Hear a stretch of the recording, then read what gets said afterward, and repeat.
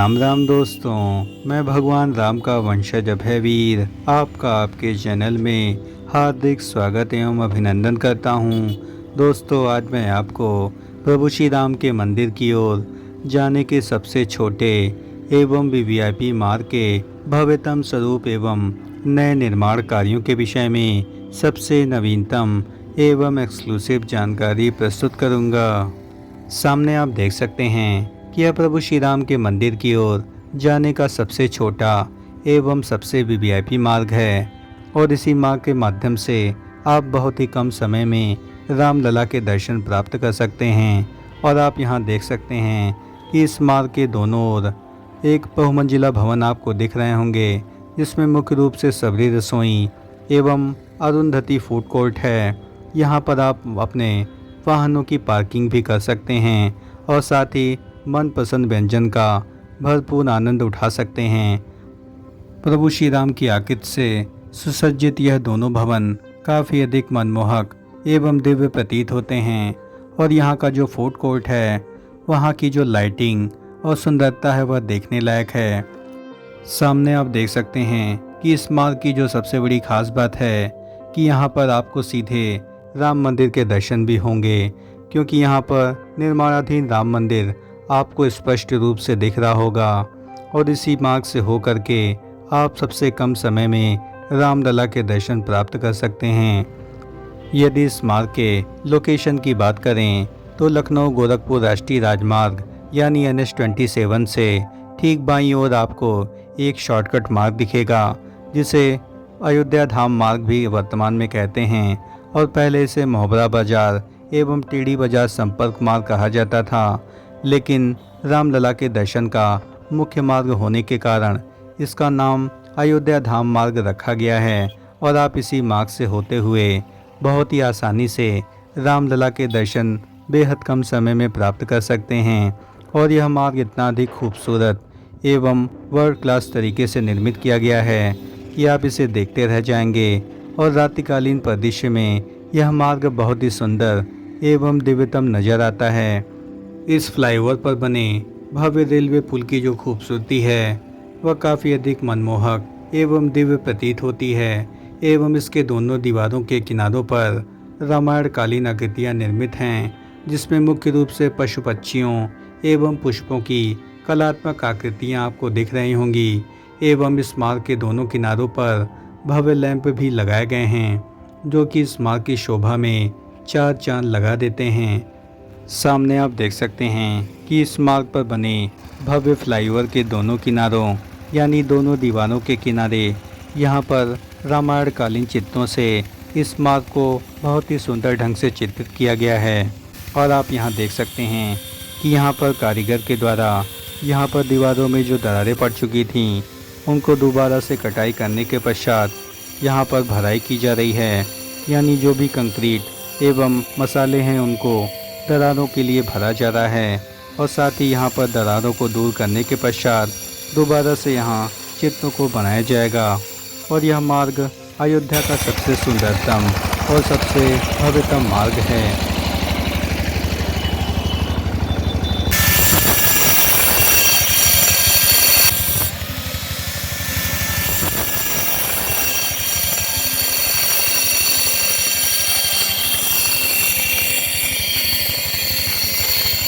और इस मार्ग पर अनेक प्रकार के पौराणिक स्थल भी स्थित हैं। और यहाँ पर आपको कई आश्रम भी देखने को मिलेंगे। और इस मार्ग की पौराणिक मान्यताएं भी हैं। इस मार्ग के अद्भुत अलौकिक परिदृश्य में आप देख सकते हैं कि इस मार्ग की जो शोभा है, वह यहाँ पर लगे 100 लैंपों के द्वारा अद्भुत रूप से दिखाई पड़ती है। और इस 16 लैंपों के ठीक नीचे लगे अद्भुत पुष्पों के पौधे इस मार्ग की शोभा में चार चांद लगा देते हैं। और यहाँ पर अनेक वैरायटी के पुष्पों को लगाया गया है। और उम्मीद है कि इसकी ठीक प्रकार से देखरेख की जाएगी, ताकि इस पुष्पों की सुंदरता एवं आभा हमेशा से कायम रहे। और इसके रख रखाव की बहुत बड़ी आवश्यकता यहाँ पर महसूस की जा रही है। और यहाँ पर जो लैंप हैं, वे रात्रिकाल में काफ़ी अधिक सुंदर एवं मनमोहक लगते हैं। और इन लैंपों को सौर संचालित माना जाता है, यानी यह लाइट खुद ही जनरेट करते हैं और इसमें किसी भी प्रकार से तारों के द्वारा इसे नहीं जोड़ा गया है, बल्कि यहाँ पर इलेक्ट्रिसिटी की जो सप्लाई है वह सोलर लैंपों के द्वारा की जाती है। और साथ ही इस मार्ग को भव्यतम स्वरूप देने के लिए यहाँ पर दीवारों पर रामायण कालीन चित्र भी बड़ी संख्या में बनाए गए हैं। और इसमें मुख्य रूप से पशु पक्षियों के साथ साथ यहाँ पर पुष्पों को बहुत ही सुंदरता से चित्रित किया गया है। धर्म, संस्कृति और संस्कार की नगरी अयोध्या बदलावों के दौर से गुजर रही है। इसमें बदलाव के पहले भी कई प्रयास हुए हैं, लेकिन राम मंदिर निर्माण कार्यों के बाद अयोध्या के दशा एवं दिशा में भारी परिवर्तन हुआ है। और साथ ही भव्य दिव्य राम मंदिर का निर्माण कार्य शुरू होने से ही अयोध्या में विकास की नई गंगा तेजी से बह रही है और अंतर्राष्ट्रीय वैदिक सिटी के रूप में अयोध्या को विकसित करने के लिए यहाँ पर भारी निवेश किया गया है। और साथ ही धार्मिक पर्यटन नगरी के रूप में अयोध्या के विकास के लिए यहाँ पर अनेक बड़े संस्थान यहाँ पर निर्मित किए जा रहे हैं। और आप यहाँ सामने देख सकते हैं कि यह चूड़ामणि चौराहा है और माता सीता की चूड़ियों की स्मृति में यह चूड़ामणि चौराहे का निर्माण कार्य किया गया है। और पौराणिक महत्व वाले चूड़ामणि चौराहे के विषय में अनेक कथाएं भी प्रचलित हैं। इसके विषय में एक पौराणिक कथा प्रचलित है कि जब माता सीता विवाह करके अयोध्या आई तो उनकी मुंह दिखाई की रस्म आरंभ की गई। और सीता जी को मुंह दिखाई में उनकी सबसे छोटी सास यानी कैकेयी ने एक अपना निजी भवन उनको उपहार स्वरूप दिया, जिसे वर्तमान में कनक भवन के नाम से जाना जाता है। वहीं मझली सास सुमित्रा ने अपने जूड़े से चूड़ामणि निकाल करके सीता जी के जूड़े में लगा दी। और वहां पर उपस्थित लोगों को यह आश्चर्य हुआ कि रानी कैकेयी ने तो मुँह दिखाए में भव्य कनक भवन दे दिया है, जबकि रानी सुमित्रा ने केवल अपने जूड़े से निकाल करके 7 मणियों वाली ये छोटी सी चूड़ामणि उपहार में दी है, जिससे वे उनका उपहास करने लगे।